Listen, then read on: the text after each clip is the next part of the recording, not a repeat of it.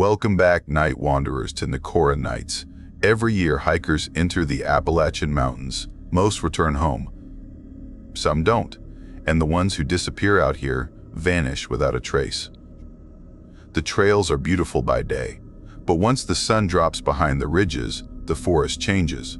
Sound doesn't travel the same. Light gets swallowed whole, and something ancient wakes up.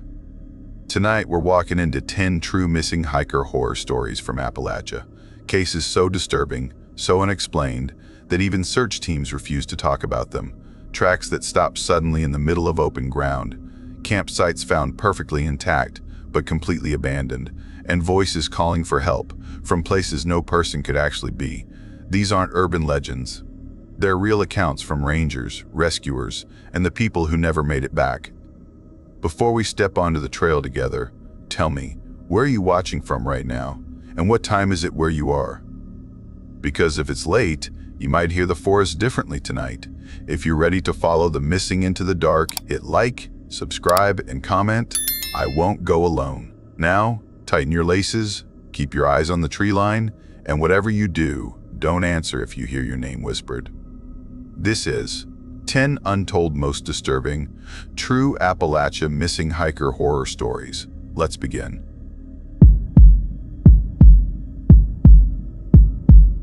I knew something was wrong the moment the wind stopped, like the whole mountain drew a breath and held it just for me. I should have turned back, but I kept moving, thinking I was just tired, thinking the path would calm me down the way I hoped when I left home that morning. My name is Ray's Hale.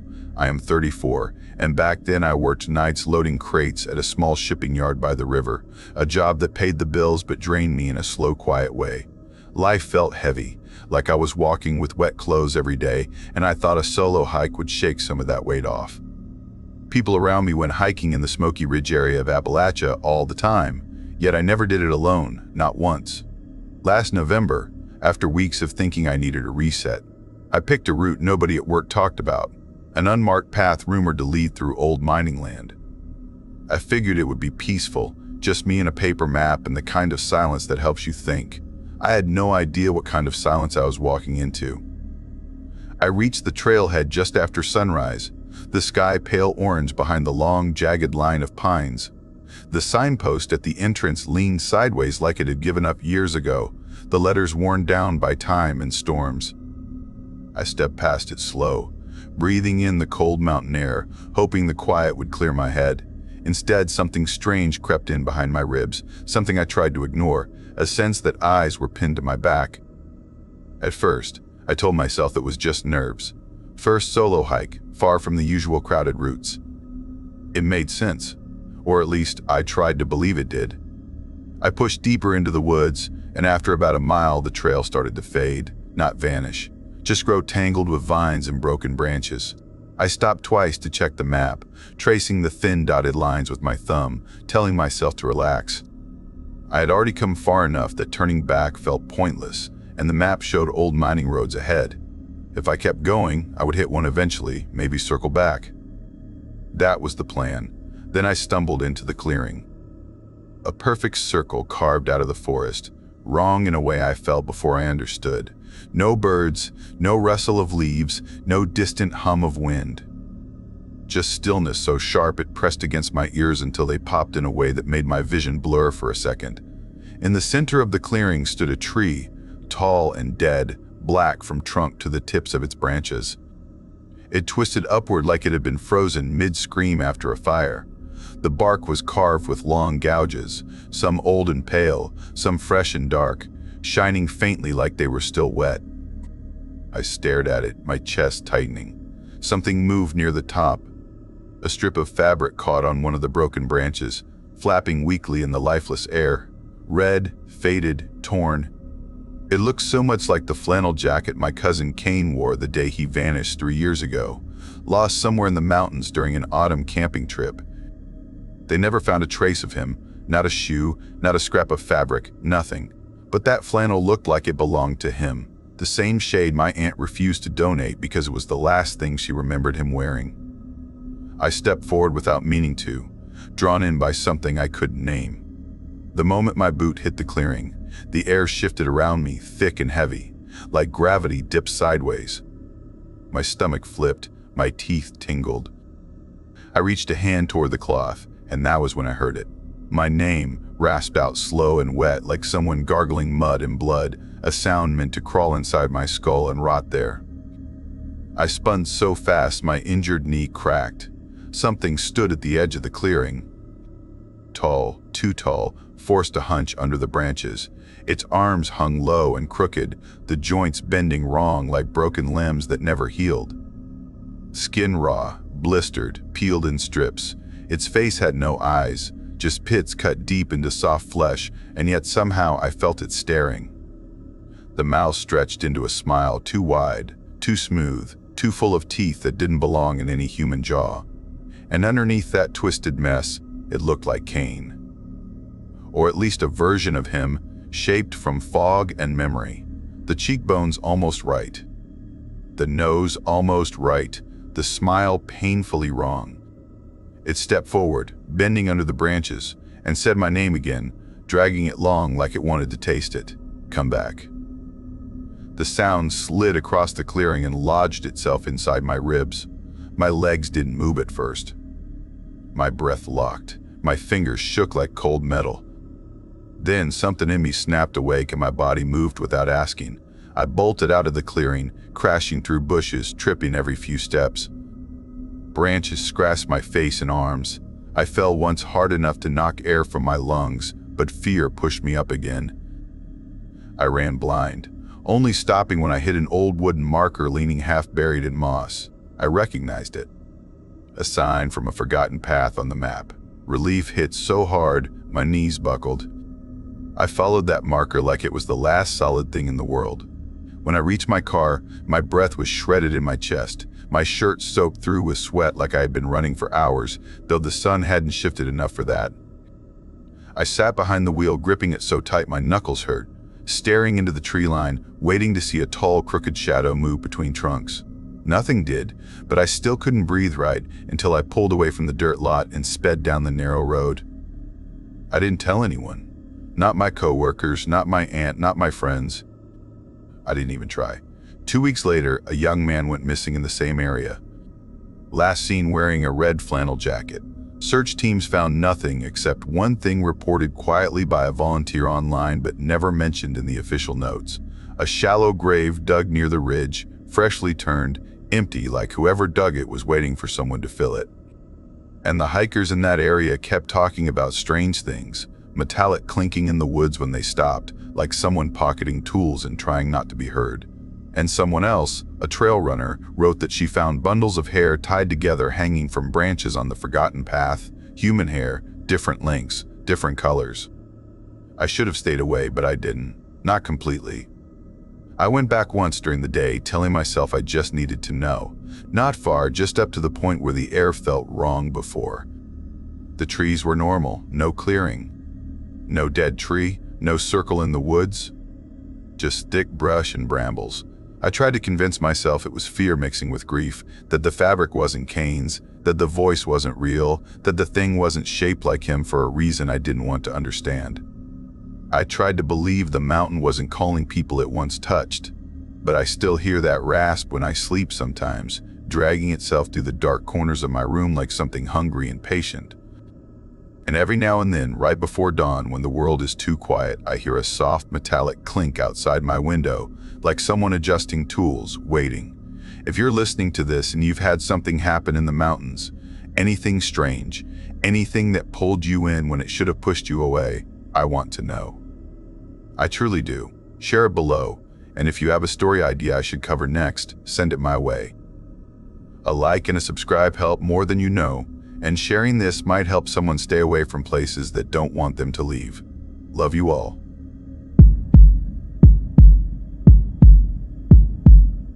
I always thought I understood fear.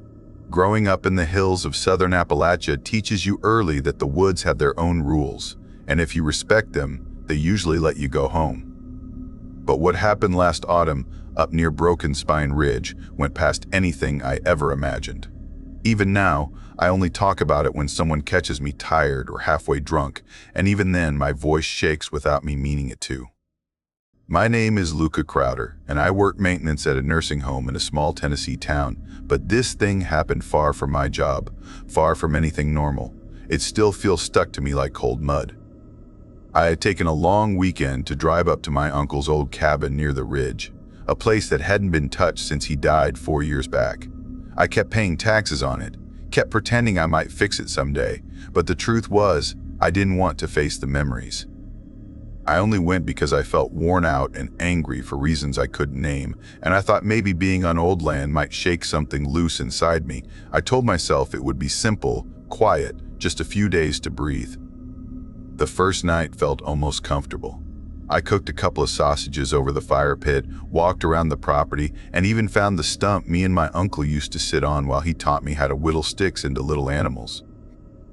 For a moment, the world felt softer, but that softness didn't last long. It was close to 2 in the morning when I heard it. I was sitting on the porch with a beer that had gone warm in my hand, thinking I should get some sleep, when a noise drifted up from the gully behind the cabin. A sound low and rough, like someone forcing air through a throat that didn't work right. It wasn't the growl of a bear or the cough of a fox. It sounded wrong, like it was trying to imitate something it had heard but didn't understand. I stood slowly. The night around me was dead still, like everything was holding its breath. I tried to convince myself it was a sick animal. I even called out, soft and steady. For a second, nothing answered. Then I heard something try to laugh. Not a real laugh, but some warped attempt, like someone gargling river water while trying to copy a sound they'd only heard once. My skin tightened from the inside out. I backed into the cabin and closed the door quietly, locking it even though the lock felt useless against whatever that was. I peeked through the curtain. At first, I saw nothing. Then, between 2 crooked pines near the gully, something tall stood there. Taller than any person I'd ever seen, maybe 7 feet, maybe more. Its arms hung too low, fingers stretched long like they'd been pulled until the joints cracked. It didn't move, not even to breathe. It just faced the cabin like it had always known I would be there. I dropped the curtain and stepped away, feeling hollowed out. I didn't scream or run or even curse. I just felt cold all over, like my blood had drained out through the floorboards. My hands shook as I grabbed my uncle's old hatchet from the wall and a flashlight from the counter. Holding something made me feel less exposed, even if a hatchet wasn't going to save me. I flicked on the porch light, opened the door an inch, and shined the flashlight into the trees. The beam cut the dark, and everything was empty. No figure, no movement, nothing. I stepped outside slowly, breathing through my teeth. At the bottom of the steps, right at the edge of the gravel, something caught my eye. A footprint. It looked human at first glance, but the toes stretched too long, and the whole thing was almost twice the size it should have been, as if something had copied the shape of a foot but hadn't quite understood how proportions worked. I crouched down, staring at it, feeling something inside me slowly tighten and twist. I didn't sleep that night. I sat against the inside wall with the hatchet across my lap and the flashlight pointed at the front door. Every little creak felt like it belonged to something watching me. My mind kept circling back to that long shape between the trees and the way it tried to laugh. I felt like something had noticed me, and the thought crawled under my skin. When dawn finally came, I packed my bags fast, telling myself I was leaving. I loaded everything into the truck, got behind the wheel, and sat there with the engine running. But something stopped me from driving away. I think I needed proof I wasn't losing my mind. So I walked up toward the ridge trail behind the property. The trail led to an old abandoned coal shaft from the days when my grandfather worked the mines. The shaft had been boarded up long before I was born, a place we were told to stay away from. As I hiked, the woods felt too quiet, like the birds and bugs were avoiding that place too. When I reached the mine, my stomach dropped. The boards that had sealed the entrance for years were no longer nailed across the opening. They had been removed carefully and stacked to the side, neat and organized, not broken or smashed. It looked like someone had opened it gently. I stepped forward, feeling the cold air spill from the darkness inside. For a moment, I heard nothing. Then, from deep in the shaft, I heard breathing. Slow, heavy, steady, not an echo, but a real living sound. Something was inside, and it knew I was standing there. I ran. Not thinking, not looking back, just sprinting down the trail like my body had taken over for my brain. The trees blurred around me as I tore back to the cabin, grabbed my keys, and drove off so fast I barely hit the road right. I didn't check the mirrors. I didn't want to know if something stood behind me. By the time I reached the main highway, I was shaking so hard I had to pull over. I sat there gripping the steering wheel, breathing in sharp little bursts, unable to calm down. My body felt disconnected from my mind, like I was floating outside myself. A few days later, after sleeping with the lights on and jumping at every noise, I forced myself to call the county office and report a structural problem at the old mine shaft. I didn't tell them anything else. I just wanted someone to go secure it before whatever was inside decided to walk farther than the gully behind my cabin. I never went back to that cabin. I still pay for it, still pretend it's mine, but I don't look at pictures of it or talk about it with my cousins. Something about that place feels touched, like the air around it has changed. But that wasn't the end. And this part is the part that keeps me up the most. A week after I got home, I found something taped to my apartment door. A thin sheet of birch bark curled at the edges. A map, hand-drawn, showing trails around Broken Spine Ridge. Some of the trails I recognized, but there were others, narrow paths leading deeper into the woods, paths that didn't appear on any park map.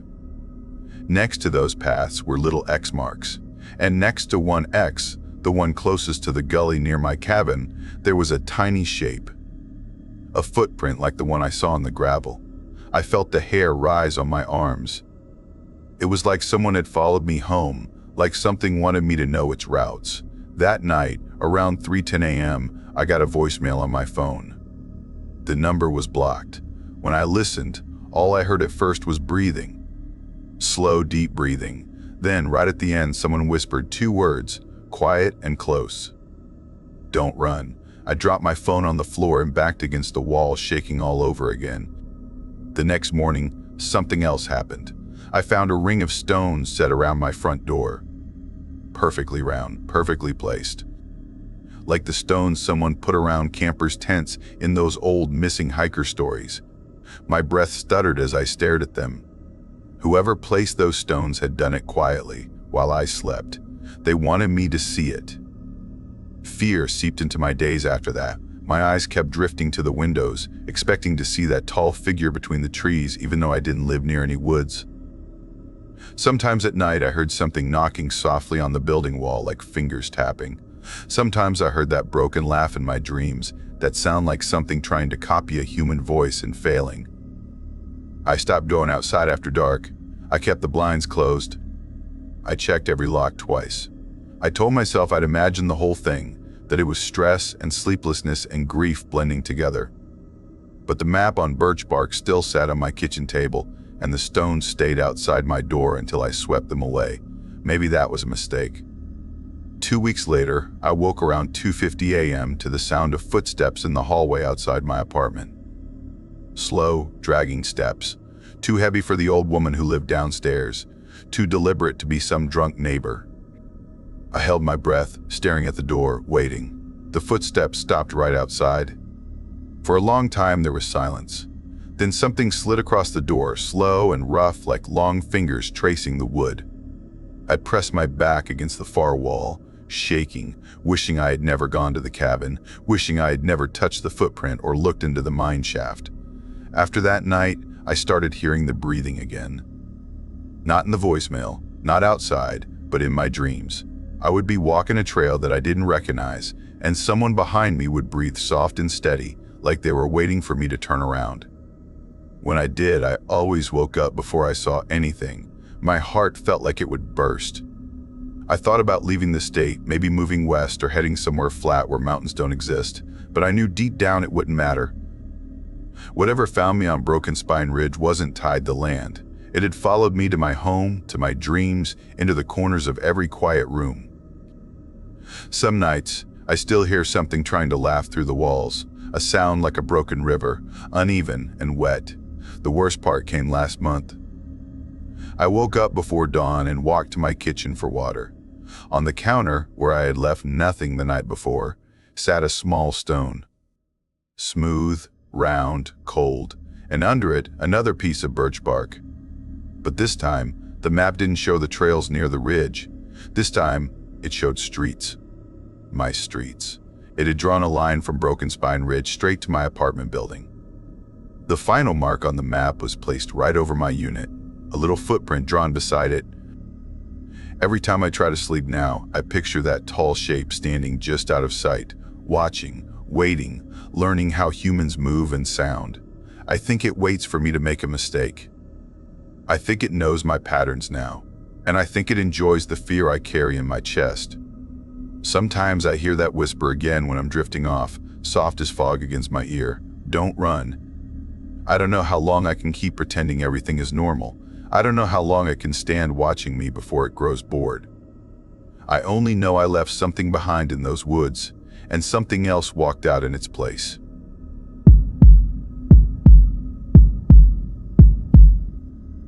I kept telling myself I was only going into those mountains because I needed space. But deep down, I think I was running from everything and everyone, especially myself. I had nothing lined up, no job, no friends left who still answered my calls.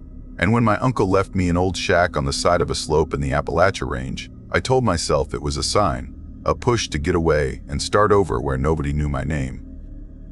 The cabin was the kind of place people forgot the moment they drove past it. A crooked little thing tucked behind red oaks and broken fences. A place the wind always seemed to avoid, like it was afraid of waking something inside it. I was 20 when I hiked up there with only a backpack and a cooler, the road turning to gravel 10 miles back, then giving up completely before the driveway. I walked the last half mile on a trail that was more roots than dirt, the forest so quiet it felt like a closed room. When I reached the door, the air smelled like damp earth and cold metal, the kind of smell old houses get when they have been left alone too long. The place felt like it was waiting for someone to disturb it. Inside, the walls groaned every time I moved, the boards under my boots cracking like dry bones. I lit a fire and tried to settle in, but even the flames felt too loud. Every surface was covered in dust, and the shelves were stacked with books my uncle collected, mostly survival guides, old tales about mountain spirits, missing hikers, strange figures in the woods. I figured he was just a bored old man with odd interests, and I tried not to think about the fact that he vanished during a winter storm and was never found. They only found his jacket folded on a log like he left it there on purpose. The first days were calm. I chopped wood, fixed a broken cabinet, boiled creek water, and tried to teach myself how to live without my phone. I was waking up with the sun, going to sleep when the dark pressed too close. For the first time in a long while, I felt like maybe I could build something new. But the mountains have a way of changing the air around you, a way of making you feel watched even when you know no one should be there. The first strange thing was the birds. Every morning at the same time, exactly when the forest light turned silver, they stopped singing. Not slowed down, not quieted, they went dead silent like someone flipped a switch. I stood outside one morning counting the seconds, feeling the silence press into my ears, and it scared me more than I wanted to admit. Nothing in nature moves on a perfect clock. Then I found the hiker's backpack. It was sitting on a stump not far from the cabin, a blue pack with patches on the straps and a broken zipper. I didn't know the owner, but I recognized the name on the ID tucked inside from the missing posters in town. The sheriff had been looking for him for weeks. The backpack was dry even though it rained the night before. That part bothered me in a deep way, like someone placed it there for me to find. Later that same day, I found his water bottle placed a good quarter-mile away, sitting in the middle of a narrow trail, cleaned and upright like a marker. Then his hat showed up 2 miles deeper into the woods, hanging from a branch at eye level. It didn't feel random. It felt arranged, like breadcrumbs for someone who wasn't supposed to follow them. I started carrying my uncle's old axe with me, gripping it tighter every time I heard something move behind me. The trees felt too close, the shadows too deep, and every few minutes I felt a breath of cold air slide down my back like someone standing right behind me. At one point I heard steps on the trail behind me, slow, steady, matching my pace. When I turned, nothing was there. But when I stepped forward again, I noticed something in the mud. A second set of boot prints, the same size as mine, the same tread pattern, perfectly lined behind each of my own steps as if someone was copying me, step for step. I left the trail fast after that and didn't go back. The next night, the woods felt different, heavier. The fog crawled across the clearing like it was alive. I tried reading my uncle's books to distract myself, but the pages felt like warnings I should have listened to earlier.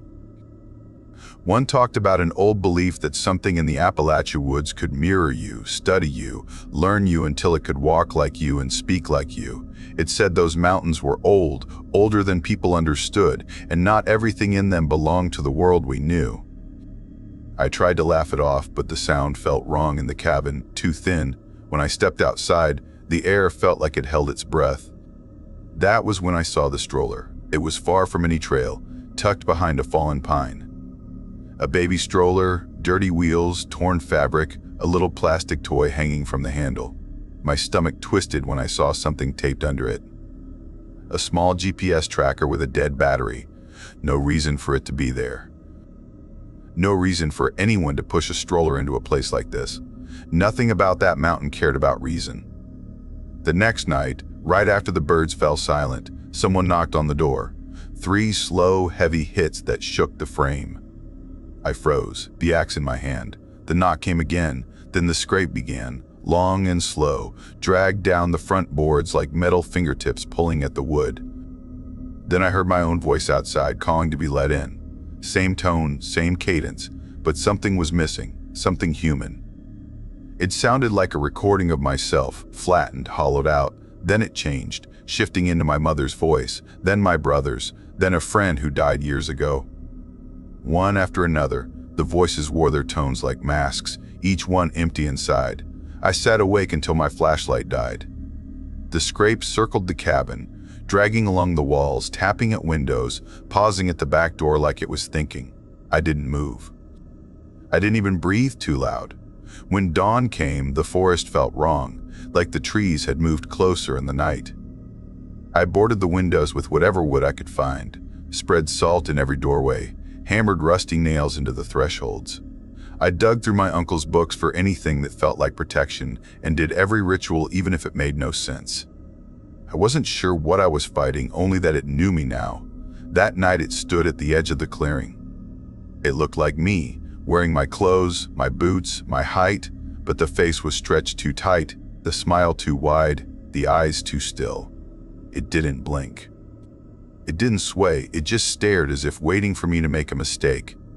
The next night it moved closer. I heard it dragging something along the siding, inching around the cabin. When I looked through the cracks in the boards, it was gone, but I felt it nearby like a cold hand pressed against my spine. At one point, the back door handle turned slow and careful, testing the lock. My voice came again, softer this time, trying to sound afraid, trying to sound like me asking for help. I didn't move. By the 9th night, I wasn't sleeping or eating. I sat with the axe across my knees, feeling the weight of the dark press against the windows. Every creak felt like footsteps. Every gust felt like breath. When the final night came, I felt something had changed. Whatever watched me was done waiting. It didn't knock this time. It stood in the clearing again, but now there were 2 shapes, then 3, then 4, all still, all wearing faces close to mine, but not right. One smiled too wide, another blinked too fast, another tilted its head at an angle no neck should manage. They didn't move with the wind. They didn't make a sound. They just watched me through the boards. Something inside me broke then. I grabbed a single bag and slipped out the back door, moving slow at first, then faster. When I reached the tree line, I forced myself not to look back, even though I felt eyes crawling down my spine. I followed the stars and the sound of water until my legs gave in.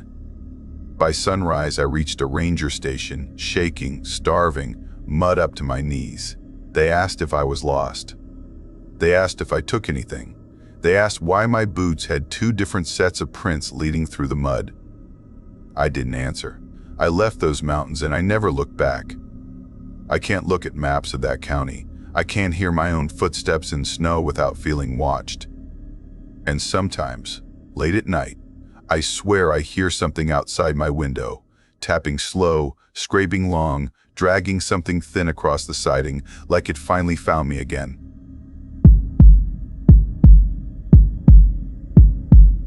I was already tired of pretending everything in my life was fine.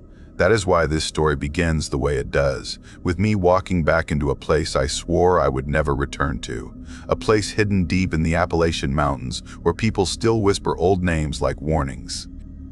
My name is Marcus Hale, and before all this happened, I worked nights cleaning gutters and patching roofs in a small coastal town far away from these ridges. It was not a dream job. It barely paid, but it kept me busy enough to forget the things I did not want to face. I grew up in a tiny mountain hollow called Red Briar Gap, a rough stretch of broken cabins and old coal scars tucked somewhere between Kentucky and West Virginia. People who live out there grow quiet early in life, like the woods teach them that sound attracts attention from things that do not need to be named. My childhood was messy, and most of that came from losing my mother when I was 12.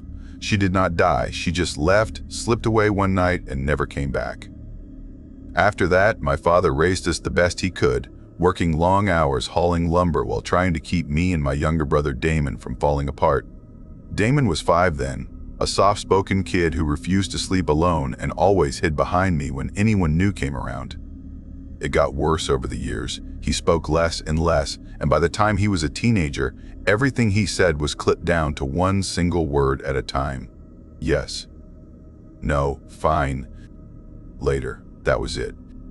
I left home at 19. I told myself it was permanent. I promised I would never move back, never let the mountains take me the way they took everyone else. I made a whole life somewhere else, one I thought was strong enough to keep the past buried. I was wrong. Because a little more than a year ago, my father collapsed in the parking lot of a feed store in Red Briar Gap, right beside the bags of cracked corn he had lined up at the tailgate. His heart quit, quick and final. Everyone told me he was gone before he hit the ground. No pain, no fear. Just a quiet fall. But he left behind Damon, 19 years old and barely talking. I was the only one left who could take him. I remember driving up the curving mountain roads, the same ones I swore I would never see again, gripping the wheel of a borrowed car so tightly that my knuckles turned pale. The sky hung low that day, gray and heavy, the kind of sky that makes daylight look stale. When I reached the school office to pick up Damon, he was sitting in a corner chair, his shoulders tucked tight like he was folding himself in half. The counselor handed me a folder filled with warnings, grade drops, and behavior notes scribbled in rushed handwriting. She said he needed structure, a steady routine, a quiet place where someone could watch him closely. I almost laughed, because the only place we had to go was an old hunting shack my father built with a few friends decades earlier. A single-room shelter buried deep in the woods with no plumbing, no electricity, and no cell service. It stood more than an hour from town, down a path so overgrown that only someone raised here would know where to turn. I remembered the cabin being small and uncomfortable, but when we got there, it looked even smaller. A crooked rectangle of faded boards and patched windows perched above a slope filled with vines and brambles. Inside we found 2 tiny beds, a cast-iron stove, a ladder leading to a sleeping loft, and a smell of old dust that clung to the walls. But Damon did not complain.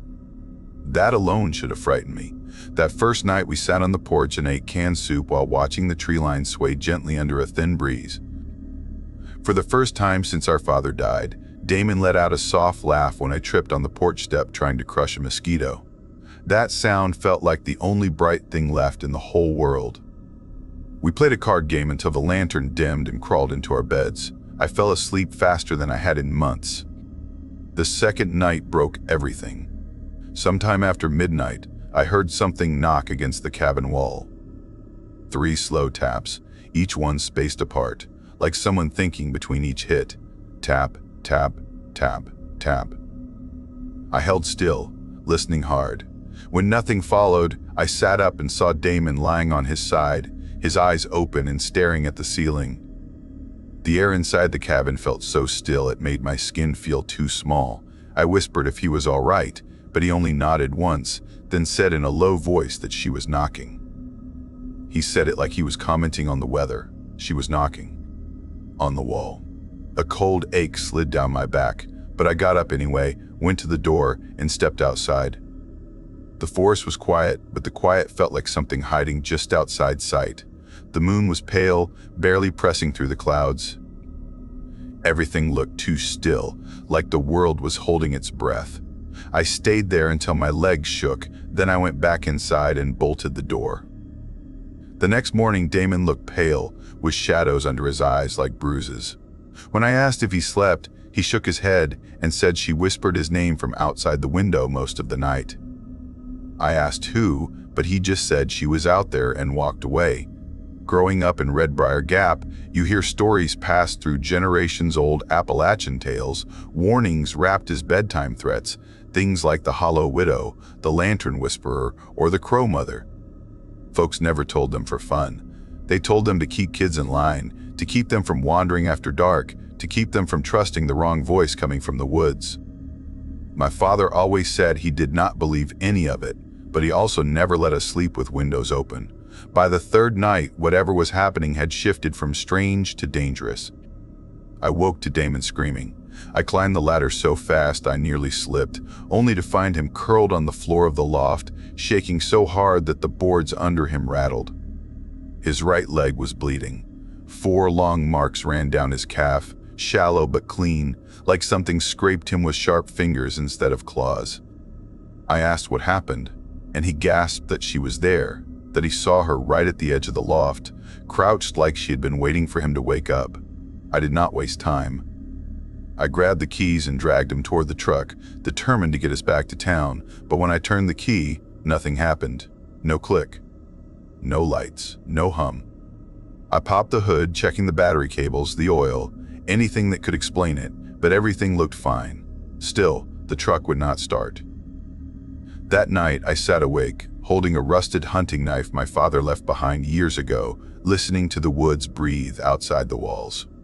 Around what felt like 30 or 40 minutes past midnight, I heard something moving under the cabin. At first, I thought it was just an animal digging, maybe a fox or raccoon, but the rhythm was wrong. It was steady, slow, like fingers scraping through packed dirt with purpose. I pressed my ear against the floorboards, and the sound grew louder, closer, more deliberate. Then a voice crawled through the wood, whispering my name the way only my mother used to when I was in trouble. It said my full name, the one no one used anymore. Hearing it made my stomach twist until I felt sick. The next morning, Damon was gone. His bed was empty. His blankets pushed aside, his boots missing. His hoodie folded neatly on the porch rail like he wanted me to find it. I called for him until my voice broke. Searched the woods until the sun climbed high and my throat burned. There was no sign, not a footprint, not a snapped branch, nothing. When the sun dipped and the cold crept in, something in me cracked. I tore up the floorboards in the main room with my bare hands, ripping them until splinters filled my palms. Beneath them, I found only dirt packed hard, but when I leaned close, I heard crying coming from deep below, faint and far away like it was happening miles under the ground. I dug until my fingers bled and my arms gave out. The last thing I remember is the darkness swallowing me as I collapsed. When I woke again, the cabin was silent. And that was the moment something inside me knew the place had to die. I found an old can of gasoline in the shed and poured it through the whole cabin, from the loft to the stove to the beds we slept on. I struck a match and tossed it inside. The structure caught instantly, snapping and curling like something hungry. I stood outside while it burned down, the flames filling the sky with thick smoke that clung to my throat. 2 days later, rescuers found me wandering barefoot along a county road miles from where the cabin stood. I was covered in soot, dehydrated and barely awake. They asked what happened, but when I told them, they only nodded like they were hearing something they expected. They searched for Damon. They searched for the cabin. But all they found was a scorched patch of earth with no boards, no foundation, no sign that anything ever stood there. I moved away not long after. I changed my phone number, took a job gutting old boats in a harbor down south, and tried to forget the sound of fingernails scraping earth. But that was not the end. And what happened next is the part I have never told anyone. In the months that followed, strange reports came from hikers passing through the Appalachian trails near Red Briar Gap, People mentioned a man waking up inside his tent and realizing it had been dragged 30 feet downhill with him still inside. Others found shredded clothing stuffed into knots in trees, tucked away like trophies. Someone reported a man stumbling through the brush pretending to be lost, but he carried a radio pressed to his ear, and the radio kept whispering, "She's alone," over and over. All of it felt too close to what took my brother. And last week, while I was hauling a broken piece of fiberglass from the back of a boat, a voice from behind me whispered my name the same way my mother used to, the same tone, the same rhythm. I spun around, but no one was there. I did not imagine it. I know the difference between memory and sound. Whatever followed us in those woods did not burn with the cabin. It did not stay in the mountains. It is still out there, and I do not know what it wants. But last night at 2:31 a.m., I heard 3 taps on my apartment wall. Tap, tap, tap, tap, tap, and a quiet voice said Damon's name like it was calling him home. I am writing this now because I do not know how much longer I can pretend nothing is wrong, because every time I blink, I see those 4 marks carved into his leg, and every time I hear the wind through the trees, I hear the sound of someone digging through earth far below my feet. If you ever find yourself walking through the Appalachian trails, and the woods grow too quiet, and the air feels too heavy, and you hear someone whisper your name in a voice no one should remember, do not answer. Do not look, do not listen, because once she learns your name, she never forgets it.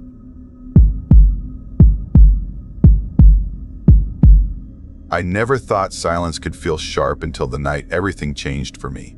I used to believe the woods were safe if you treated them with respect, but I learned how wrong I was when something old decided it wanted my face. My name is Mason, and before everything fell apart, I worked as a backcountry guide in the high ridges of southern Appalachia, mostly near the Tennessee line. I was good at it because I liked being alone. I liked the sound of wind slipping through spruce trees, the crackle of leaves under my boots, the smell of damp soil rising when the sun warmed the hills. People said I was made for solitude, and maybe I was, because the mountains never scared me the way they scared others. I grew up close to these ridges. My family lived in a cedar cabin above Briar Hollow, a place where fog never truly left. When I was 13, my little brother Jonah vanished along the creek behind our home. They found his fishing rod wedged between 2 stones, the line still tight like he had hooked something heavy, but they never found his body. Some people said it was a river pull, others said he slipped. My mother whispered that something called his name from the tree line. I used to dream he simply walked off deeper into the woods and forgot how to come back, but after what happened to me, I know something else took him. Last October, my boss sent me to check on a high-end trail cabin at the edge of a protected forest. It was meant for through hikers who paid extra for comfort, and the last guest had checked out early with complaints about tapping sounds in the walls and faint voices after dark. City nerves, I thought. Out here, the woods speak in 100 small ways. I drove up the gravel path late in the afternoon, the sky already dimming, the wind blowing cold through the parked trees. The forest had that feeling it sometimes gets before night settles, that heavy quiet that makes the world seem paused. When I pulled up to the cabin, someone was standing on the front porch. He looked like a man you might see in any mountain town. Tall, wiry, wearing dusty boots, a wool coat, and a cap pulled low. But the way he stood was wrong, too stiff, like he was pretending to be human and hadn't practiced enough. His arms hung straight at his sides without sway, his chin tilted too perfect, his posture frozen like he had been standing for hours without shifting a muscle. I stepped out of my truck with my tool pack over my shoulder. I talked out loud, trying to sound calm, asking if he was the one staying here. He didn't answer. He didn't even blink. I climbed 2 steps before my stomach twisted like something deep inside recognized danger. His smile came slow, stretching wider than any smile should, his lips peeling back like old leather. His teeth were the worst part. They didn't match each other. Big ones, small ones. Some too sharp, some too flat. A collection, like he had borrowed them from different mouths. I froze on that step. I had never seen eyes like his either. They weren't dark. They were empty, not deep brown, not even shadowed, just black. like holes leading somewhere with no floor. Then he said my name. My throat closed. I hadn't told him who I was. I tried to stay steady, but my voice cracked when I asked how he knew me. He tilted his head, slow and unnatural, like a puppet being lowered by the wrong strings. When he spoke again, his voice sounded scraped and broken. I wore your brother once. My skin went cold. Jonah's face flashed in my mind. The meadow, the creek, the missing body. I stumbled back, but he wasn't done. He leaned forward just enough to make my bones shake. I want to wear you next. I turned and ran. I didn't think. I dropped my pack, slammed my truck door, locked it, and backed down the path so fast my tires spit gravel. I didn't look at the porch again. When I hit the main road, I forced myself to check the mirror. He was gone. That night, I slept with my cabin lights on and my hunting rifle leaning against my bed. I tried calling friends to distract myself, but every time I closed my eyes, I saw teeth that didn't belong in one mouth. A few nights passed, then a week. I tried convincing myself I imagined it, but the knocking began. Soft, barely a touch. Always 3 taps. Always at the back door. Always at the same time, 2:15 a.m. I got up every time. I never saw anyone. I installed motion lights. Nothing triggered them. No footprints in the mud. No broken leaves. No marks. Just silence, swallowing the outside world and fear settling in my chest like a stone. One night, I heard a voice outside my bedroom window. It said, "Let me in, Mason, I'm cold." The words were wrong. Too sharp on the edges. The rhythm broken like someone trying to guess what human sound feels like. I couldn't move. My skin buzzed. My breath stuck. That voice didn't belong to anything alive. I told no one at work. I didn't know how to explain that something was calling me by name at 2:15 a.m. with a voice that didn't understand how to be human. I finally started asking around quietly. Old mountain folks don't talk much, but when they do, it's because you already know too much. One woman, wrinkled like tree bark, told me to leave sweet milk on the windowsill for wandering spirits. Another told me to burn sage to chase away the hollow ones. But an older man, a hunter known as Ranger Dale, grabbed my wrist when I mentioned black eyes. He looked at me like he saw a ghost behind my shoulder. He told me I hadn't met a spirit. He said something older roams these ridges, something that remembers faces and steals them. He said once it sees you, you are marked. He said it doesn't want to scare you, it wants your life, and it learns your voice, your walk, your smile, because it wants to wear you like a coat. He warned me it is patient. I quit my job the next week and moved into a small apartment near town. I wanted lights, neighbors, people. I wanted the sound of traffic instead of wind whispering through trees. I tried telling myself I was safe, but the mountains don't let go. I started noticing people in town who felt wrong. A cashier at the gas station who never blinked while handing me change. A man at the laundromat who waved every single time I saw him, the same exact wave, like a repeating animation. A woman who smiled just a little too slow and watched me walk until I turned the corner. I tried ignoring it, but fear has a taste, metallic and heavy, and I could taste it every day. Things got worse when hikers started going missing near the old range. The news said trail accidents. Locals said the mountains were hungry again. One hiker left a radio message before he vanished. A ranger friend let me listen. The last words were, "Someone keeps calling my name, but the voice isn't anyone I know." The recording ended with a thud and static. Another hiker told rangers he followed a kind older man who offered to guide him down a shortcut. After hours of following him, the hiker realized the man wasn't leaving footprints, and there was someone else walking beside him who he couldn't see. The hiker ran. He survived, but he left the state the next day. 2 hikers found a rope ladder leading down into a pit behind an old fallen oak. Fresh shoe marks were at the bottom. No one ever found the hiker who left them. Every story circled the same thing. A figure that looked almost human but wasn't.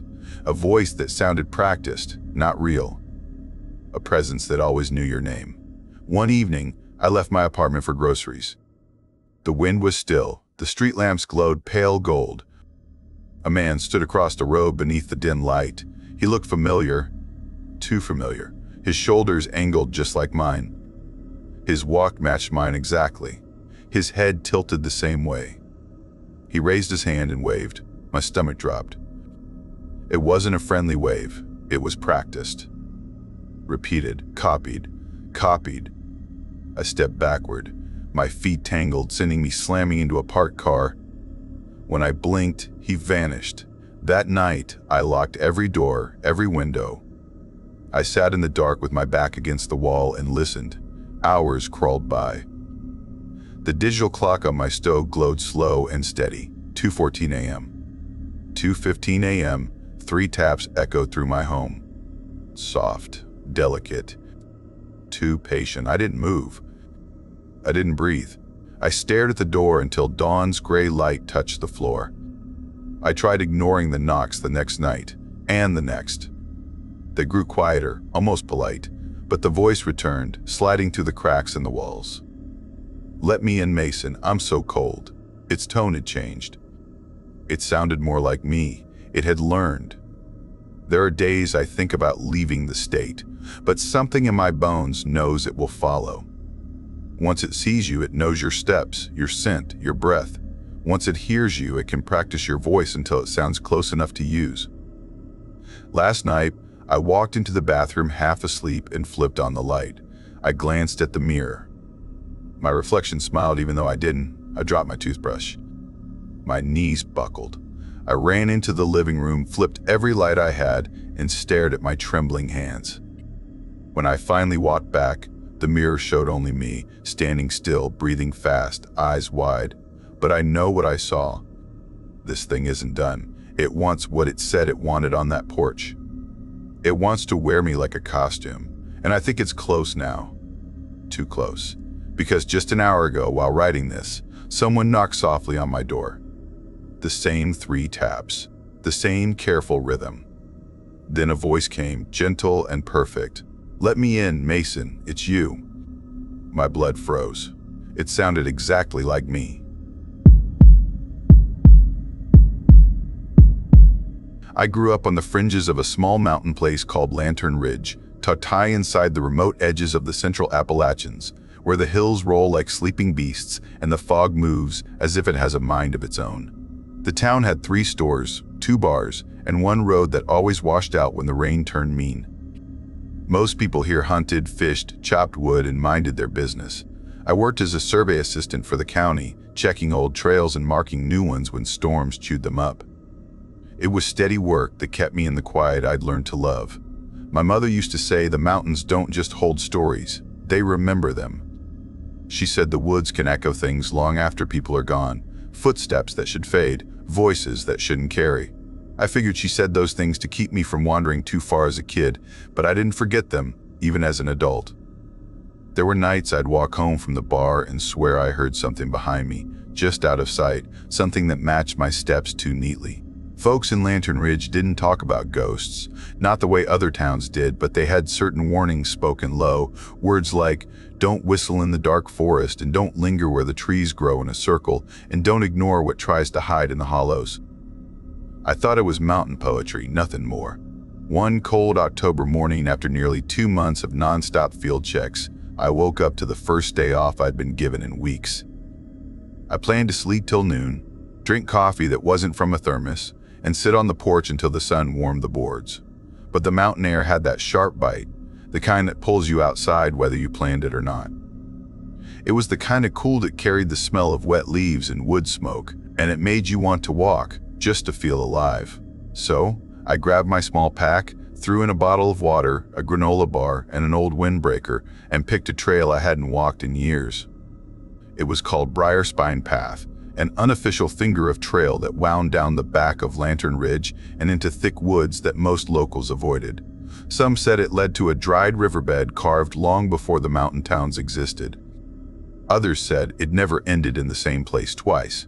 What was true was that no maps listed it anymore. The wooden sign had rotted off, and the trailhead sat behind a heap of fallen pines as if the forest was trying to swallow it. The only thing left was a faded sign on a bent nail that said no entry, but no one enforced it. People mostly left it alone because the stories clinging to it were old and mean in ways I didn't fully understand. I stepped into the path, and the world shifted into that deep hush that only Appalachia can make. The moss under my boots felt soft, the air smelled of pine and soil, and the wind hummed through the branches like a tired breath. I walked for a long time without thinking, letting the crunch of leaves and the weight of the pack settle me. Every now and then a crow called or a twig snapped, but it all felt natural. It wasn't until I'd been hiking for a while that something changed. I didn't hear her come up the path.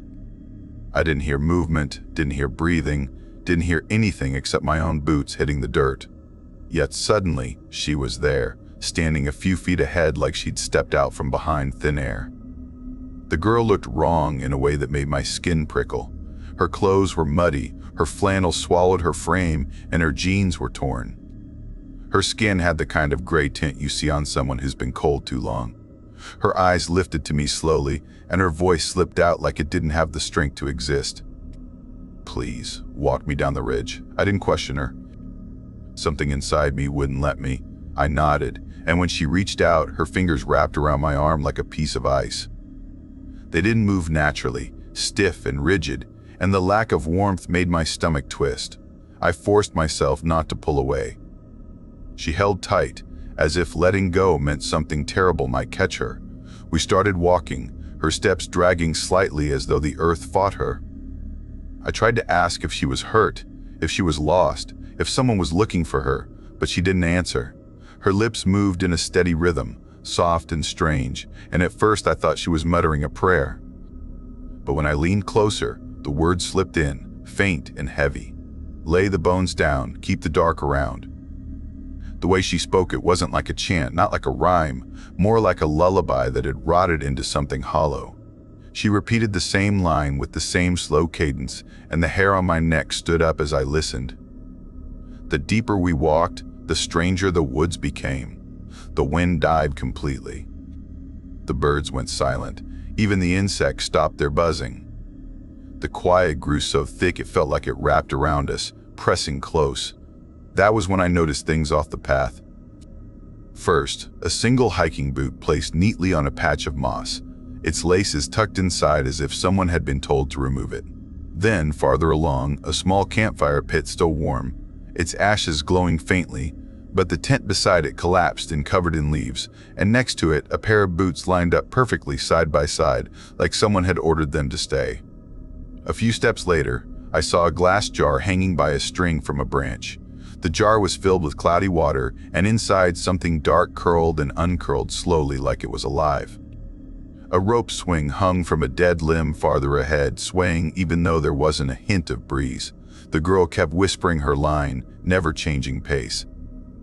"Lay the bones down, keep the dark around." I looked behind us more than I looked forward, half certain something hid between the trees. Every time I turned, the shadows felt like they shifted, slow and patient. When we finally reached the lower trail line, she dropped to her knees, gasping like the air down here was cleaner. She stared up the ridge with wide eyes, her hands shaking as though she expected something to step out behind us. I crouched beside her and asked what was wrong, but she only rasped out a few ragged words. "It found me up there." I helped her walk the rest of the way to the ranger station, though station was a generous word for the small shed that sat near the crossroads. Inside, the smell of old coffee and damp coats clung to everything. Missing posters covered the bulletin board, their edges curled and faded. Some faces were recent, some were so old the photographs had nearly yellowed away. The girl sat on the bench and held the warm cup I handed her like it was the only thing keeping her tethered to this world. After a long silence, she finally spoke again, her voice uneven. I heard it before I saw it. The humming. A tune, quiet like a child playing far away. I thought it was nothing. But it didn't stay quiet. It followed me. It didn't come from one direction. It came from everywhere. The trees, the dirt, the air. She said the sound shifted into words she couldn't fully explain. Words like turn around and it's in the ground, and the kind of lines you'd imagine carved into old wood in some forgotten cabin. She said she tried to escape, tried to run downhill but kept looping back to the same tree with the same carved initials. No matter how fast she moved, the humming turned into laughter, broken and guttural like something trying to learn how to imitate humans. She told me right before she lost hope, she heard my footsteps, and that was what gave her the courage to run toward me. "You saved me," she said, then looked at me with a kind of fear I didn't understand, because now you heard it too. I didn't respond. I didn't know how. When she was taken home later by her aunt, I stayed at the ranger station a bit longer. The ranger on duty was an older man named Dawson, with a leg that never healed right from a rock slide decades ago.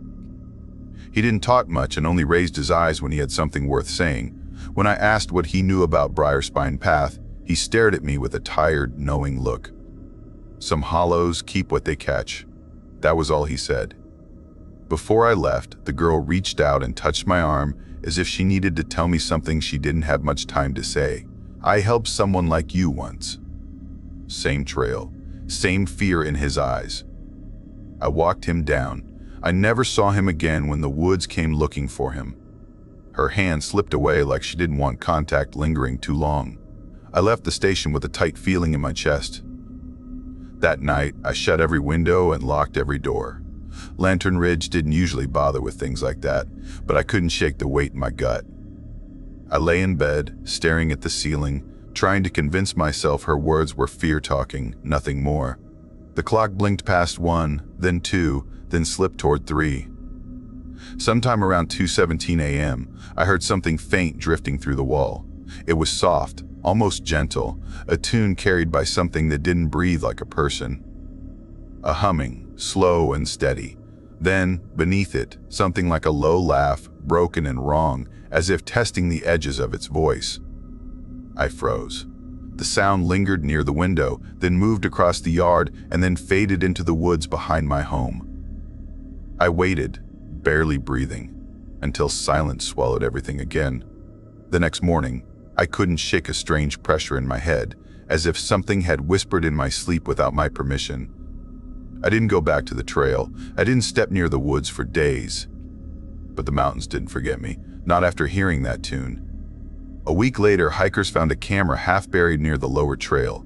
The SD card inside held photos of campers sleeping in their tents, taken from only feet away, and in the corner of one picture, I saw something tall and crooked standing behind a tree, half shadow, half shape. A day after that, someone reported tree knocks, echoing in perfect patterns across Briar Spine Path, steady and deliberate like messages between things that knew how to listen. And then, late one night, boots appeared neatly placed on my porch, lined up perfectly side by side. Mine, the ones I'd worn on the trail. I don't walk alone anymore. I don't go out after dark. And I will never step onto Briar Spine Path again, no matter what I hear calling from the trees. Some trails don't let go. Some mountains remember too well, and some things wait quietly for your footsteps to return.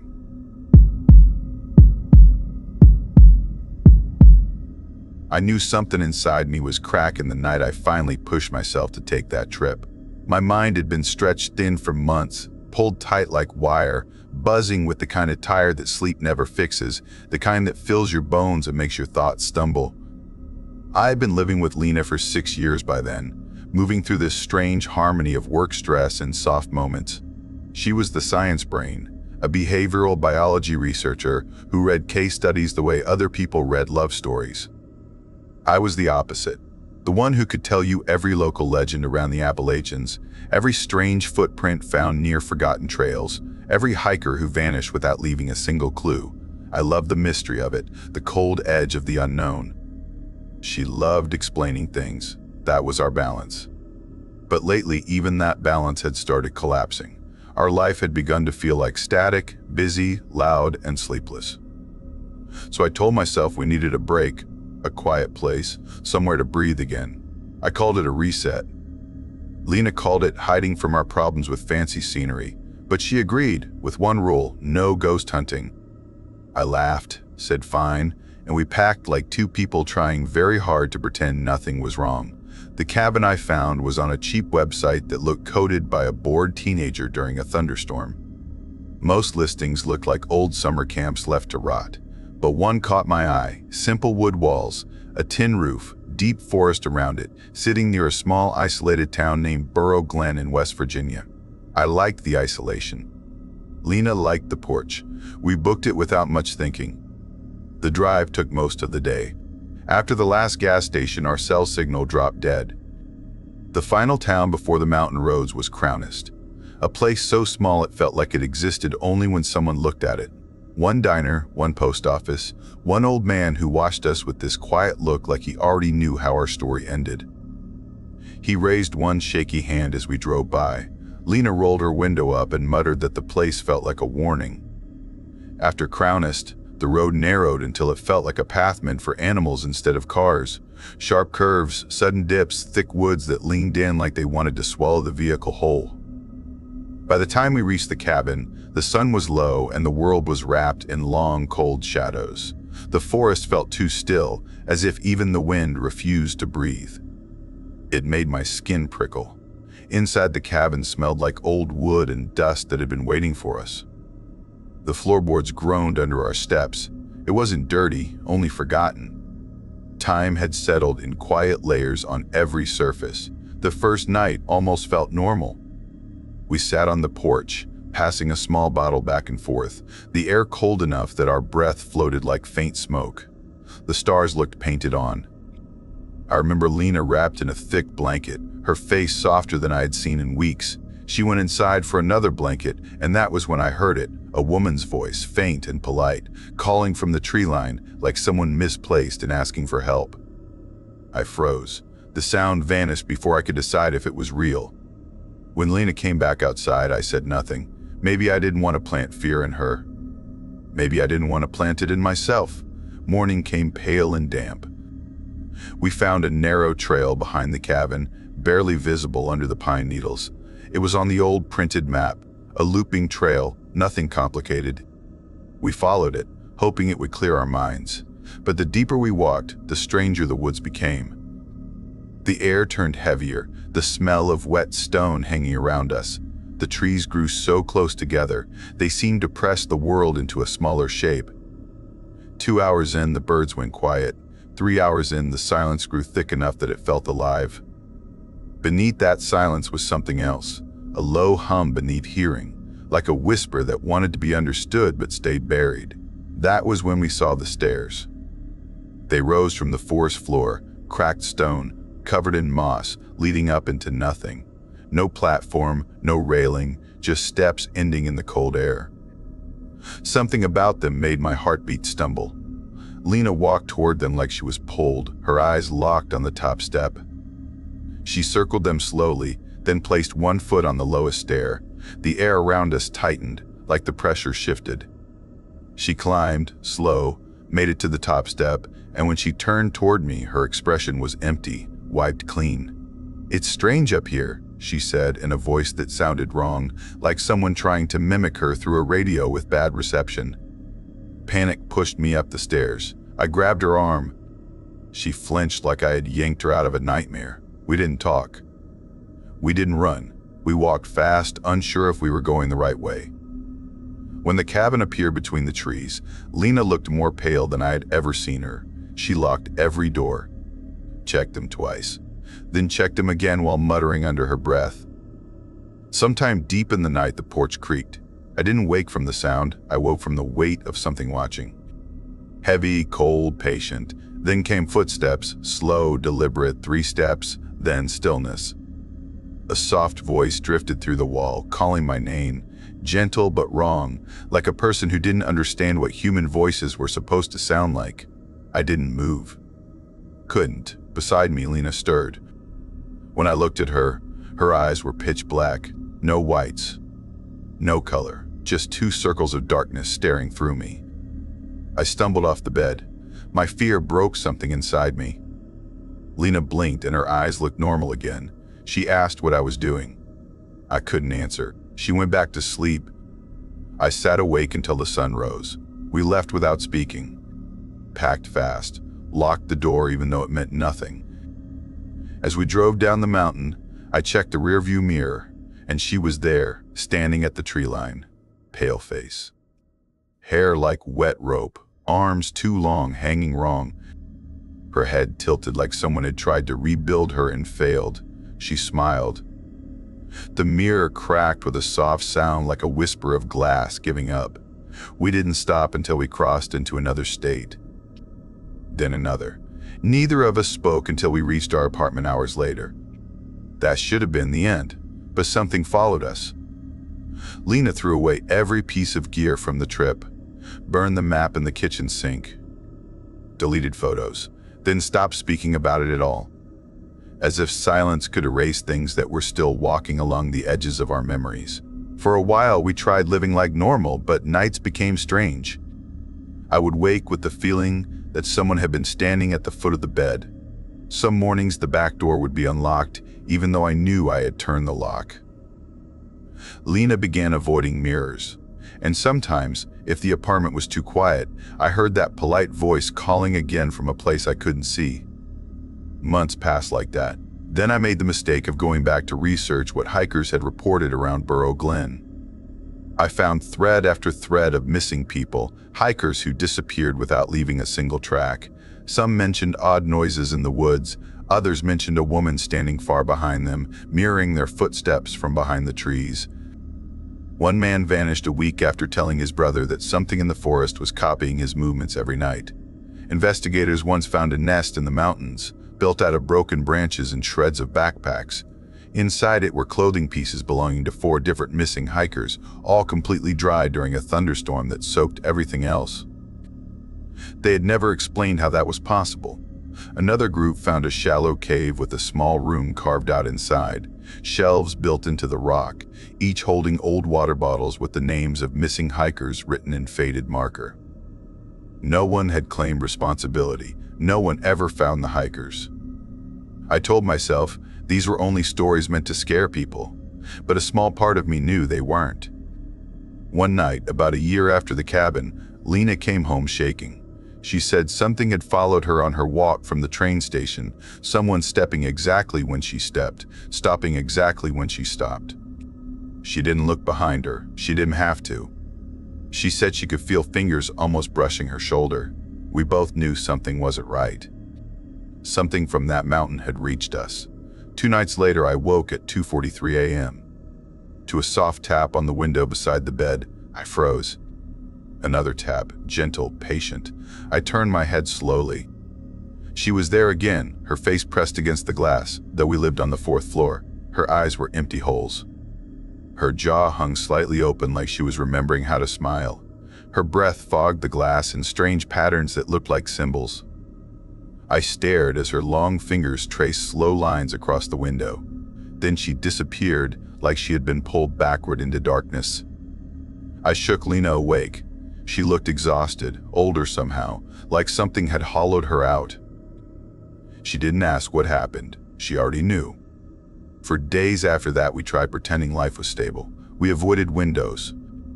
We slept with the lights on, but at night I could hear her steps outside the building, pacing, waiting, learning the rhythm of our breaths. Then came the night she finally came inside. I woke to the bedroom door easing open with a quiet sound. Lena was asleep beside me. My fear was a cold stone in my stomach. Something moved in the corner of the room, a slow shape unfolding, tall and thin. I held my breath as long fingers slid along the wall. Her head tilted wrong again, like she was listening to the air. She stepped closer, her feet not fully touching the ground, her limbs bending with an unnatural softness. I couldn't see her face clearly, only the black shape of it. She reached toward me. Lena woke with a gasp, grabbed my arm, and the shadow vanished like smoke sucked into a vent. We left the apartment that same night. No bags, no plans. Just ran until the city lights swallowed the fear a little. We stayed with friends for a while, then moved across states again. Every place felt temporary. Every window felt watched. Some nights we still heard footsteps in places no one should be walking. It's been years since the cabin. Lena still refuses to talk about it. She still checks every door twice.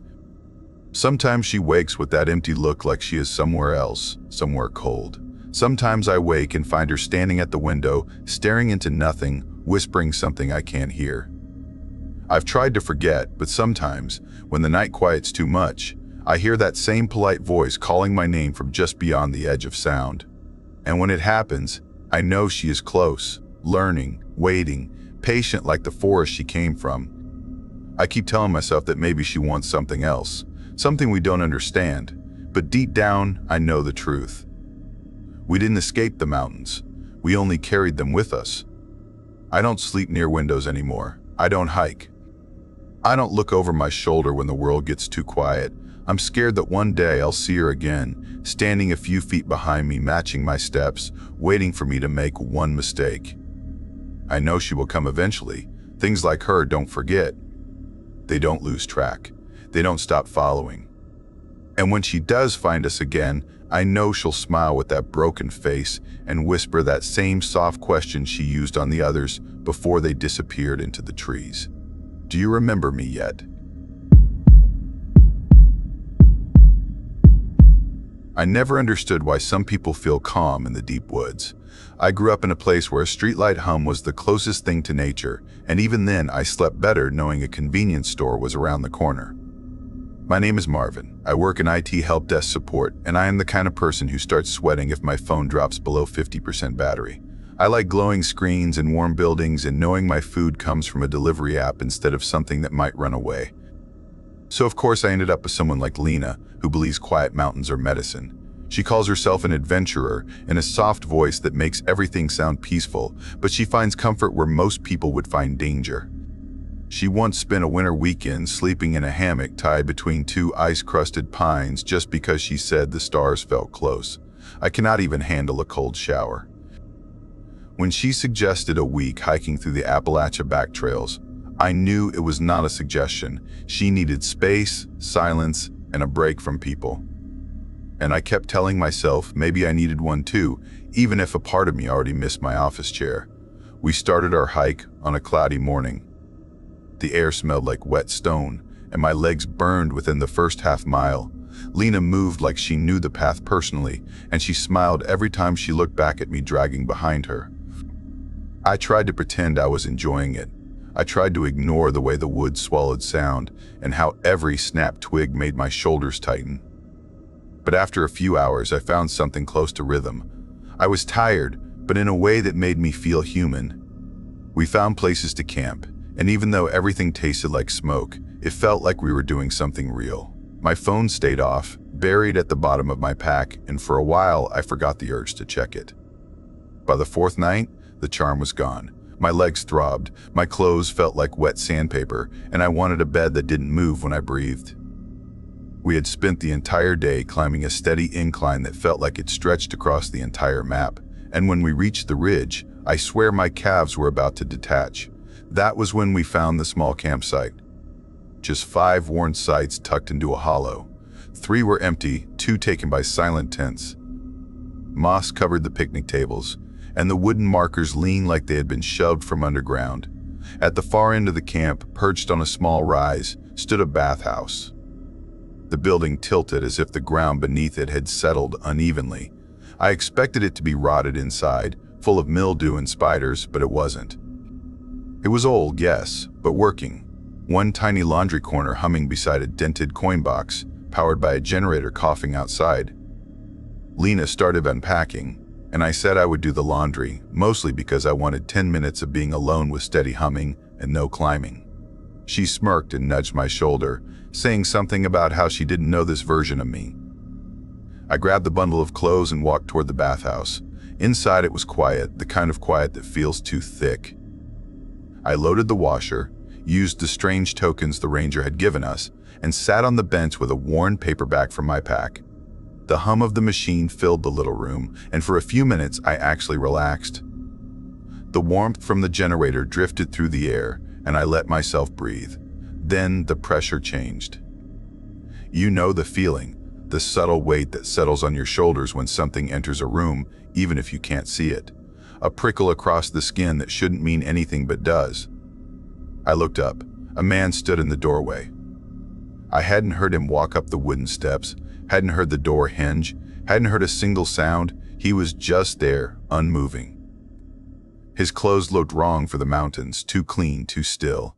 A buttoned-up flannel shirt the color of dried blood, dark jeans without a speck of dirt, old boots smeared with something dark on the soles. But it was his face that froze me. It wasn't blank, but paused, like he had been in the middle of thinking something and never came back to finish. Trying to sound normal, I said the washer would take a while. He nodded once, neck stiff, and didn't speak.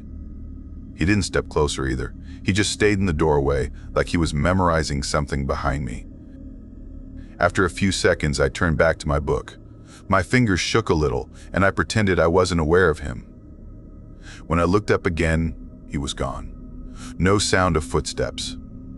No door noise. The doorway was empty. I stepped outside, expecting to see him on the trail, but the clearing was empty. The trees swayed. Leaves fluttered. Nothing else. I told myself he must have walked away quietly, but even thinking it sounded wrong. The washer beeped, and I nearly jumped out of my skin. I moved the clothes to the dryer quickly and stayed standing, back against the wall. Every few minutes I glanced at the doorway, waiting for him to appear again. I didn't want to turn my back. The dryer buzzed. I pulled the warm clothes out, letting the steam fog my glasses. When I turned around, he was standing in the corner of the room. Same man, same stiff posture, same paused expression. The basket fell from my hands. Our shirts and socks spilled across the concrete. My chest tightened like something was squeezing inside it. He didn't move. His eyes didn't track me. They stared past me, or through me, like he was looking at something I couldn't see. I crouched, grabbed the clothes with trembling fingers, and kept my eyes on him. When I looked up again, he was gone. Just like that. Gone. I ran. I didn't even think about it. I bolted down the hill, clothes half falling from the basket, my heart thundering like I'd been chased. Lena stood near the fire pit and jumped when she saw me. My breath came out in broken pieces as I told her what I saw, every detail spilling out of me. She laughed at first, thinking I was making it up, but her face changed when she realized I wasn't joking. She said maybe he was a local, someone who came to check the machines. Maybe he just moved quietly. I repeated that he didn't walk in or out. He just appeared. Twice. She didn't say anything to that. We set our tent closer to the fire. That night, I kept hearing something in the woods. A soft dragging sound, then silence. I pretended it was branches shifting. I didn't sleep. Before dawn, we packed and left early. I couldn't shake the feeling something was following, staying just outside of sight. And then there were the things we found along the trail. Raw meat placed close to our tent, right where it could lure an animal. A rope tied between two trees at neck height like a trap meant for someone running in the dark. And at one point, when the fog thickened around us, I heard a voice, a whisper from the direction of a ravine where sound shouldn't travel at all. It said, "Come over here," in a tone so calm and inviting it made my stomach turn. Lena didn't hear it, or maybe she didn't want to admit she did. By midday, we reached the ranger station. I told the man at the desk everything. He didn't laugh. He didn't even blink. He asked if the man wore red plaid. I nodded. The ranger leaned back, expression flattening. He said a man named Thomas used to volunteer at camps around this region years ago. Friendly, always helping hikers. He disappeared during a bad storm. They searched, but nothing was ever found. Then he said people still saw him sometimes near old bathhouses. They said he didn't talk, didn't move normally, just watched, then vanished. Lena squeezed my hand. We didn't speak the entire ride home. I haven't gone deep into the mountains since then. Now I stay near roadways where headlights keep shadows away. And every once in a while, when I'm in my basement doing laundry or standing in a quiet room, the air goes still.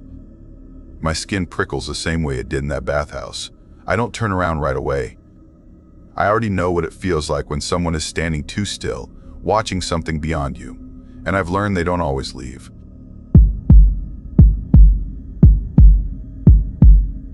I never meant to return to the mountains. I only wanted a quiet job that did not take too much from me. I work as a remote repair tech, fixing broken gear from any place with a signal. So when my friend Mara told me her uncle's cabin in the Black Hollow Ridge was empty, I thought it was perfect. A cheap place to stay for a while, a forest break from loud streets and fast days. She went there first, said she would clean it up, said I just needed to bring my tools and my small pack, said the woods were peaceful. The drive took a whole night, my eyes burning by the time the gravel road swallowed my tires, and when I pulled up, the cabin looked like it might tip into the valley below. It had a porch that bent like tired bones, a roof patched with metal sheets, and a chimney that sighed black smoke whenever the wind turned. But it was quiet, so quiet that even my heartbeat felt too loud, and I kept telling myself quiet was all I wanted. By the time I arrived, Mara had already made friends, which surprised me because she hardly talked to people in the city, yet here she had a group of locals who visited often. Most were teenagers from a small town down the mountain, kids who knew trails better than roads. One of them, Riley, brought tools the first day I arrived, helped me fix part of the roof after a storm peeled off half the shingles. They all seemed kind, shy, curious about outsiders, but harmless. I tried to warm up to them even though my brain felt like tangled wires from months of burnout. Then I met Jace. He was maybe 17 or 18, tall, thin like he had been stretched, always wearing a shredded camo jacket even when the heat pressed down thick. There was something in his eyes that never settled, like he was listening to things nobody else heard. He barely spoke, but when he did, it was slow, like he had borrowed the words from something older. First time I saw him, he was already sitting on our porch, rocking in a chair that was not ours, staring at the trees like they were giving him instructions. I stepped out with my coffee and he looked up at me with a strange half smile, asked if I was the one from the lower towns, asked if I brought anything I did not mind leaving behind. The way he said leaving behind made my skin go cold. I tried to joke back, tried to be normal, but he just kept rocking like he didn't care what answer I gave. After that day, he was everywhere. If we walked to the creek, he'd be leaning on a stump. If we went to the store in the tiny town, he'd be by the gas pumps. If we followed a trail, he would appear from between the trees without a sound. No car, no bike, no noise. Just showing up, as if the forest delivered him to whatever place we looked at for too long. I told myself small towns had different rules, that people were tighter, boundaries softer, but it never stopped that cold weight in my spine whenever his eyes followed me. Then things started showing up around the cabin. Bundles of feathers tied with string, bone knots wrapped in leather, wood carvings scratched with curled marks. One morning, we found a stick figure made from stripped branches, symbols burned into the chest. When I asked Jace what it meant, he said it was to keep what moves in the hollow from stepping through our walls. I told him not to leave things for us anymore, trying to keep my voice steady, but he didn't fight it, didn't argue. He only said we would be sorry when the fog rolled in thick. After that, he kept talking about something called the Pale Wanderer, said it wasn't a person, said it lived in the deep timber where the light never touched the ground. He claimed it didn't attack, it hollowed people out, left them breathing without thoughts, left them walking until their bodies gave up. Said if we ever saw it, we wouldn't be able to scream, wouldn't remember how. The other kids laughed, said he just liked scary tales. Mara laughed too, tried to let it go, but Jace looked relieved that we didn't believe him, like disbelief was the thing keeping us alive. I wish I never laughed. A week later, we went to a lake gathering in a clearing past the south tree line, a harvesting the town held. Music, cider, a fire so tall it cracked the sky. It felt almost normal for a while, felt like the mountains were just mountains, but when the night thinned and we made our way back to the cabin, Jace appeared behind us. No flashlight, no shoes, not even breathing hard. He just walked with us until we reached the old creek bed, and when we told him to leave us alone, he smiled so wide it hurt to look at.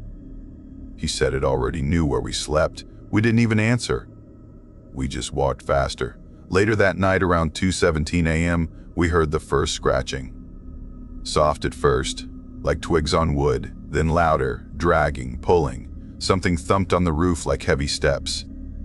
Something breathed outside our window, slow and thick, like lungs too big for a human chest. We tried cameras, but nothing ever appeared in the footage. No shadows, no branches, no animals. Just the audio, the scratching, the tapping, the dragging. Every night the same time. Then we found Jace's satchel stuffed behind our firewood pile. Inside were teeth, Some long and sharp like coyote teeth, some flat like human molars, some tiny like they belonged to something not old enough to open its eyes. There were feathers tied with red thread, a piece of cracked antler, and a small jar filled with dirt that smelled like old rain. After that, everything broke open. The locals stopped talking to us. Riley stopped answering messages. People in the diner stared at their plates when we walked in. One woman crossed herself. One man muttered a word I didn't know. Finally, Jace's cousin, a girl named Nola, told us he hadn't been home in days. She said he had been talking to the trees, but not like a person talks. She said he claimed the forest was waking up, that it was hungry before the first frost, that someone new always went missing around this time. She begged us not to stay another night, said the pale wanderer doesn't like people who don't belong. We didn't argue. We packed everything we could lift, threw it in the truck, and drove until the sky turned blue behind us. No words, no music, nothing but fear chewing through our thoughts. For a while it worked. We moved into a small rental in another state, changed accounts, changed numbers, told friends not to post about us.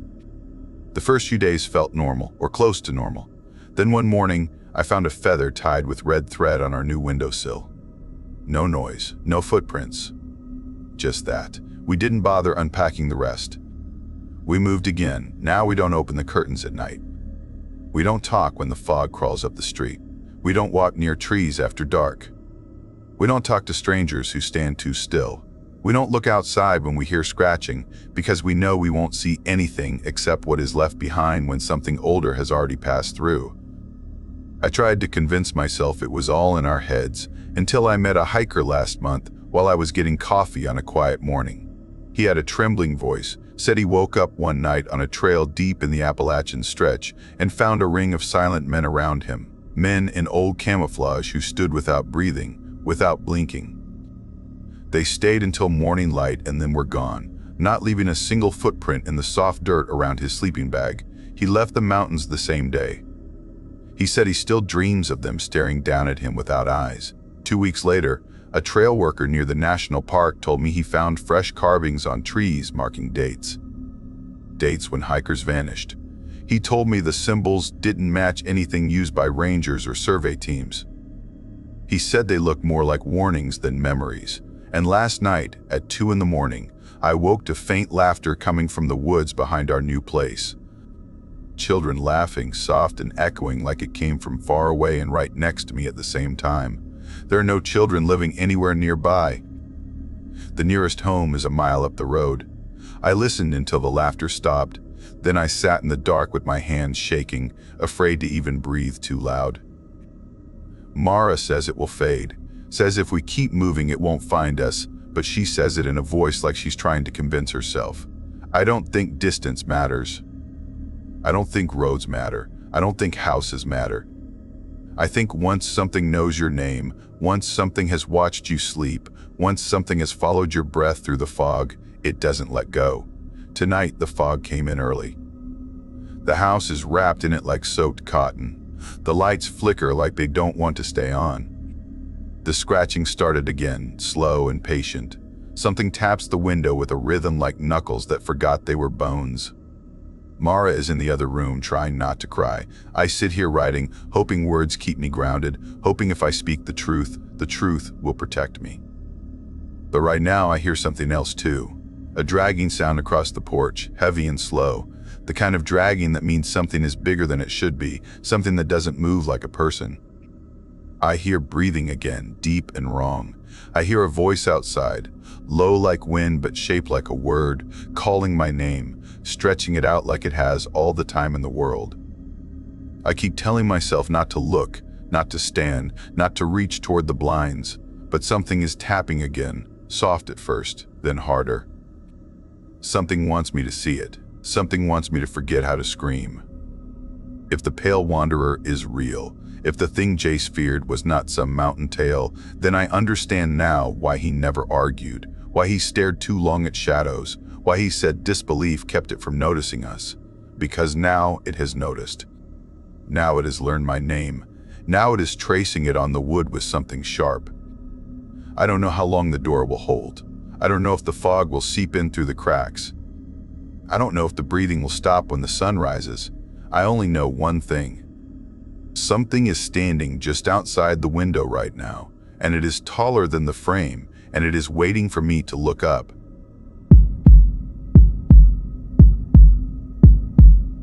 I did not expect my life to fall apart the way it did, and maybe that is why I ran into the mountains, hoping distance could fix the noise in my head. My name is Leo Rowan, and back when this happened, I was working as a remote illustrator out of Harrisburg, Pennsylvania, burned out to the point where even lifting a pencil felt like dragging a stone uphill. Work stacked over work, deadlines bled into each other, and my apartment, after a quiet breakup, felt like an empty box echoing every breath I took. I was tired in a way that sleep did not touch, drained in a way coffee could not wake. I needed a space that was not surrounded by walls and screens. That is how I found this little rental cabin deep in the backwoods outside a town called Ridgeford Gap, tucked somewhere along the spine of the Appalachians, cheap enough that it raised more questions than comfort. The listing promised silence, no internet, and complete isolation, which sounded like medicine. I booked it without thinking, desperate for a reset. When I got there, the cabin looked like a forgotten tooth in the trees, old and weathered, but still standing. The inside was a single room with a crooked table, an iron stove, thin walls that let the wind whisper through the cracks, and a single light bulb that flickered whenever the cold crawled through. There was no cell service at all. The air smelled like damp wood and dust, but it was quiet, and I clung to that silence like it could fix everything. The first days were almost peaceful. I walked the narrow trails behind the cabin, cooking simple meals on the stove, sketching whatever came to mind. Old foundations and broken chimneys hid between the trees, the ghosts of what had once been here. The woods felt ancient, patient, like they had watched more than people remembered. Then, on the fourth morning, everything changed. A small bundle of sticks tied with rough twine sat beside the cabin door. Neat but strange, like someone had crafted it with care. I thought maybe it was some local art, something left behind. I set it aside without thinking too much. The next morning, another one hung from a branch by the trail I took every day. The same shape, the same twine, but the placement felt intentional, like it waited for me, swinging slow in the cold air. Something about it tightened my stomach. But the third one was inside, set right in the center of my table. I had locked the door before sleeping. I remembered that clearly. The windows were shut, nothing was broken, but the charm sat there like a quiet message. That moment cracked the calm I had built. I checked the locks again and again. Every creak made me freeze. The woods no longer felt old, they felt awake, watching. That night, long after I tried to sleep, I woke to footsteps outside. Slow steps crushing leaves, pacing a full circle around the cabin once, then again, then stopping so close it felt like someone leaned against the wall. No voice, no breath, just silence pressing against the room until my ears rang. At dawn, a charm lay on my pillow. I grabbed my bag and headed for the only general store in Ridgeford Gap, desperate for a phone. The man behind the counter looked carved from the mountains, with deep lines like he had lived through every winter twice. When I asked about the stick bundles, he did not pretend confusion. "You staying at the old Carter place, right?" He nodded slow when I said yes, wiping his hands on his jeans like he always did that when talking about the cabin. "You're not the first." He told me hikers had left early, that some heard voices outside their tents even when they camped miles from any trail. Someone saw tall figures moving between trees where no path existed. People found untouched food left beside a missing hiker's camp, but the food the hiker hid had been eaten by someone else. A pile of wallets had once been found near an old logging road, every ID removed, none matching anyone officially missing. When I asked what the charms meant, he said sometimes a warning, sometimes an invitation. I should have left then, but stubbornness is its own trap. I went back. That night I stayed awake with a lantern burning low, a sharp kitchen knife in my hand.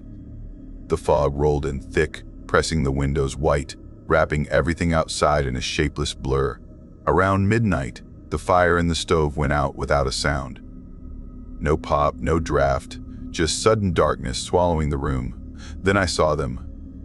Out past the tree line, silhouettes far too thin and too tall to be anything human. Their movements were jerky, wrong, like strings pulled at the wrong angles. One step forward holding something in its long hand, it bent without bending, lowering a new charm onto my doorstep. This one was bound with what looked like hair and a small white piece of something brittle, shaped like a half moon. I did not breathe until they disappeared. The next morning I packed my things in minutes and left without closing the door. I did not look back. I convinced myself afterward it was stress, cabin fever, exhaustion stacking until dreams mixed with reality. It worked for a while. But 3 weeks later, when I walked to my car in the apartment garage, I saw something waiting. A fresh charm, placed neatly on the hood, twine tied in a familiar knot. And something else had changed in the shadows behind me, a feeling like the mountains had followed me home, patient enough to wait. I wished that was the end. But it was only the beginning. I was still trying to convince myself everything had been stress when a strange noise woke me at 2:17 a.m. 3 nights after finding the charm on my car. It sounded like whispering at first, soft and slippery, just beyond the walls of my apartment. I sat up, thinking maybe neighbors were arguing, but the building was usually silent at night. The whispering grew clearer, like voices stood right outside my door, talking in low tones I could not make out. I walked closer, my heart hammering in my chest. The sound stopped the second I touched the handle. I pressed my ear to the wood, and there was nothing. No footsteps in the hall, no doors opening or closing. Just that awful thick silence again, the kind I had felt in the cabin, the kind that made your blood feel cold. I stepped away from the door and froze. Another charm lay on the floor, pushed just far enough inside to be seen. I threw it across the room and refused to touch it again. The next day, I went back to the general store, driving hours to Ridgeford Gap like something meant to drag me back. The old man looked at me like he expected me. His eyes were tired. "They don't forget," he said, like it was a simple fact. "They don't like being seen. You left, but they didn't let you go." His words made my stomach twist. I asked what he meant, but he ignored the question and told me a story. A hiker once camped deep in the woods, miles from the trails. He told his friends he heard people talking just outside his tent every night, even though he was completely alone. On the last night, he said the voices sounded like people he knew. He vanished the next morning, leaving behind his gear, his food, and footprints that stopped suddenly, like he had stepped into air. The old man said some hikers found a stash of food they thought belonged to the missing man, still fresh and untouched. But when they looked in the place he had hidden his emergency food, it was half-eaten. Someone else had been there, someone watching him. The man paused and leaned closer to me. Sometimes they take an interest in someone who notices too much. I did not want to believe him. I wanted to turn around and pretend everything was normal. Instead, I drove back home with the world feeling smaller and darker than before. The nights after that grew worse. I kept hearing faint footsteps in my hallway, soft and careful, the way someone walks when they do not want to be heard. Shadows began to shift in the corners of my vision. Something brushed the bottom of my bed one night, light but intentional, like fingers sliding across fabric. When I turned on the light, nothing was there. I started keeping the lamp on, sleeping in bursts, half awake and listening. Once, I woke to the sound of my window latch clicking, slow and deliberate, as if something pressed on it from outside. I froze in my bed, eyes on the dark glass. After a moment, the latch clicked again, a tiny metallic sound that felt louder than thunder. I could not move. I could not breathe. I stayed still until the sun lit the room. Every morning after that, I found new charms left somewhere inside. On the sink, on the back of the couch, on my pillow, some tied with twine, some tied with hair. One was something small and white woven in the center, something that looked like bone. I thought about leaving town, but part of me felt like leaving would not matter. Whatever followed me did not care about distance. And then the dreams began. Dreams of walking deep into the mountains again, even though I knew I was asleep in my apartment. In the dreams, the trees towered above me, bending in shapes trees should not bend. The ground was covered with footprints that were too long, too thin. The air felt thick. And behind me, always behind me, there were footsteps that matched mine, step for step. I would wake at 3:12 a.m. or 4:27 a.m., heart racing, convinced something stood at the door. Sometimes I heard breathing on the other side. One night, I dreamed I was back at the cabin watching myself sleep. My body lay still on the bed, but my eyes in the dream saw tall figures surrounding me, silent and sharp, placing charms one by one around my body in a perfect circle. When I jolted awake, sweat dripping down my neck, I looked around and froze. A charm sat on my chest. I had not heard anyone come in. I had not felt a hand touch me. The more I tried to ignore it, the more aggressive things became. Scratches appeared on my floorboards. The apartment lights flickered in the same rhythm as the cabin bulb. Cold air seeped through my windows even when they were locked tight. The scariest thing happened a week after the dream. I stepped into the elevator, heading down to grab food, when I felt something cold brush my wrist. I looked down and saw a faint red line forming, like something sharp had dragged across my skin. But no one else was in the elevator with me. That night, as I tried to sleep, I heard a voice whisper my name, so soft and close it felt like it came from inside my pillow.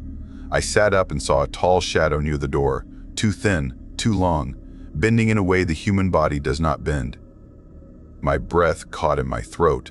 I blinked once and the figure was gone like it melted into the dark. I could not stay there anymore. I left the apartment the next morning.